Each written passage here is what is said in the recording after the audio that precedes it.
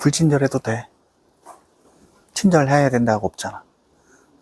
배분을 할 때 어디까지 배분이 될까요? 우리가 행사할 수 있는 원금, 정상이자, 연체이자, 그 다음에 필요한 금액들, 가지급금까지 채권 최고의 범위 이내에서 채권자로서 배당을 받게 되는 그런 구조예요. 생각지도 못했던 추가 잉여, 배당이 생겼다. 이런 날은 한잔해야 된다. 뭐 이런 느낌을 보시고, 연체가 발생해서 경매로 나오게 되면 그 차주, 즉 채무자는 세금 낼 여력도 없다라는 점을 분명히 생각하셔야 돼요. 그러면 세금을 못 내, 조세 체납 채권이 발생할 경우에는 어디로? 자, 우리 오늘 여기 부산을 왔는데, 오늘 부산에 우리가 어디를 왔습니까, 변호사님? 한국자산관리공사 캠코라고 하죠. 구독자분들께서는 제가 신탁 MPL을 이야기하면서 한국자산관리공사 캠코라고 설명을 많이 드렸을 텐데, 오늘 금융기관 신협으로부터 양수한 채권이 경매와 공매 같이 매각이 됐어요. 경매 사건과 공매 사건이 동일하게 진행이 될 때 공매가 월등히 빠릅니다. 그래서 공매 사건이 빨리 진행이 돼서 저희가 양수한 채권 중에 일부가 회수가 된, 그러면 우리가 공매 사건에서 낙찰이 되었기 때문에 공매 사건에서는 배당이 아니라 뭐라고 부르죠? 배분이라고 하더라고요. 네, 맞습니다. 자, 그러면 빨리 가서 우리 한번 배분 한번 받아볼까요? 가시죠. 조세 누구? 1팀? 안녕하세요. 반갑습니다. 다들 너무 조용한 분위기라 말을 못하겠네요. 오늘 저희가 양수한 여기 신협 담당자분도 와 계신데, 신협으로부터 양수한 대출 채권 중에 일부가 경매 사건과 공매 사건 중에 공매 사건이 먼저 낙찰이 되어서 배분받기 위해, 즉 국내에서 말하는 배당을 받기 위해 온비드 공매를 진행했던 한국자산관리공사 캠코 부산지사에 와 있습니다. 총 20개 호실 중에 그 중에 하나가 낙찰이 되어서 왔어요. 네. 네, 신분증 주시겠어요?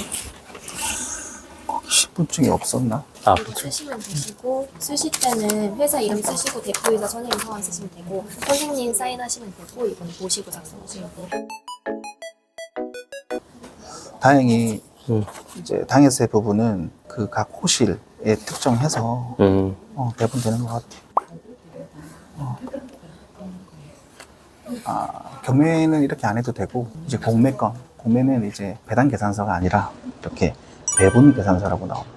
여기 이제 당해세에 대한 부분, 그 다음에 채권자에 대한 특정이 되어 있고, 그리고 배분 순위 금액이 나옵니다. 근데 이제 이 금액이 그렇게 중요하지 않는 이유는, 우리는 하나의 채권에 총 20몇 개의 담보물에서 각각 개개별로 상환받는 구조이다 보니 단건 사건의 하나의 물건에서 배당받는 거하고는 결이 달라요. 계산이 다릅니다. 그리고 본건 채권 매각 대상물 담보부동산이 지금 조금 높게 고가에서 매각이 되다 보니까 한 호실에서 우리가 회수해야 될 금원, 우리가 계산했던 금원보다 더 많이 회수를 한다라고 생각하시면 돼요. 즉 생각지도 못했던 추가 잉여, 배당이 생겼다. 이런 날은 한잔해야 된다. 뭐 이런 느낌을 보시고.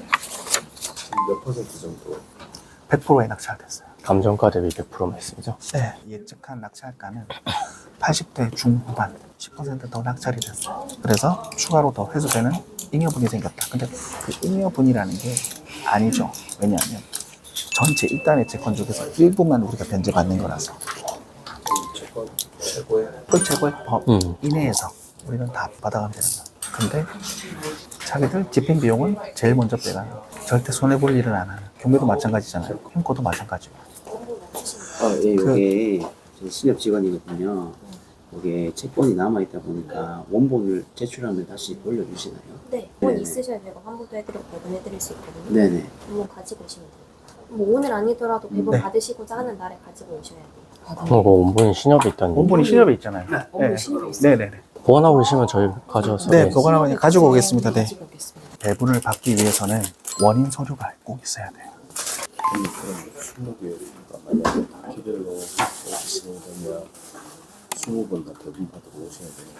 그렇죠. 왜 그러냐면 채권은 하나인데 그 채권을 담보하고 있는 담보 부동산이 20개니까 그 담보 부동산이 매각될 때마다 이렇게 개별적으로 와서 채권의 일부 만족을 얻어야 되는, 만족이라고 하는 것을 회수라고 해요. 회수. 그럼 이 배분 계산서는 채권 하나당 한 번씩 되는 거예요? 그렇진 않아요. 이 배분 계산서는 하나의 채권을 기준으로 하지만 그 기준점 적용되는 그 범위는 담보 부동산 매각 대상물에 따라서 배분이 결정이 돼요. 그리고 그 담보 부동산에 배분을 할 때 어디까지 배분이 될까요? 우리가 행사할 수 있는 원금, 정상이자, 연체이자, 그 다음에 필요한 금액들, 가지급금까지 채권 최고의 범위 이내에서 채권자로서 배당을 받게 되는 그런 구조예요. 여기에 보시면 여기에 배분 순위가 나와 있는데 이제 경매 사건은 이건 좀 달라요. 양식은 다른데 그냥 내용은 똑같다고 보시면 돼요. 자, 1순위 체납 처분비. 이게 뭐예요? 이 공매 자산을 매각하기 위해서 집행비라고 생각하시면 돼요. 그 다음에 수용세무서 남구청. 이거는 뭐예요? 담보 자산에 대한 당해세에 대한 부분이고요. 그 다음에 제네트 대부. 이렇게 배당이 되겠죠. 그러면 비율대로 배당이 되는 겁니까? 낙찰금액에서. 아까 말씀하신 그 비율대로 그 비율의 기준점은 담보 부동산이 20개잖아요. 그러면 그 20개에 대한 당해세이기 때문에 20분의 1 적용해서 배당을 받는 거겠죠.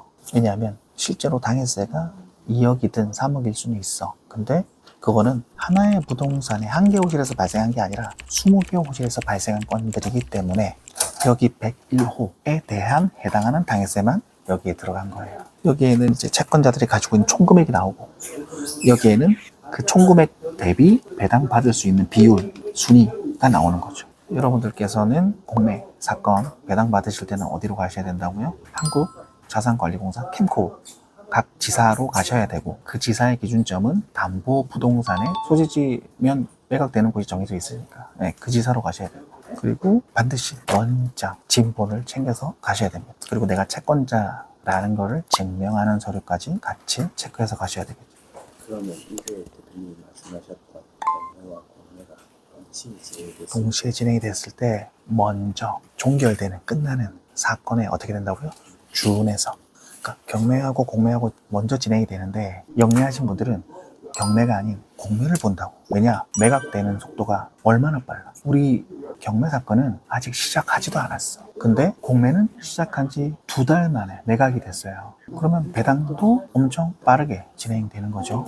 그래서 좀 영리하신 분들은 경매가 아닌 공매로 그리고 제가 늘 강조하던 신탁 NPL로 이렇게 내가 원하는 부동산을 저렴하게 취득하실 수가 있다. 자, 꼭 기억하세요. 어떠한 자산이 연체가 발생해서 경매로 나오게 되면 그 차주, 채무자는 세금 낼 여력도 없다라는 점을 분명히 생각하셔야 돼요. 그러면 세금을 못 내, 조세 체납 채권이 발생할 경우에는 어디로? 온비드 공매로 간다.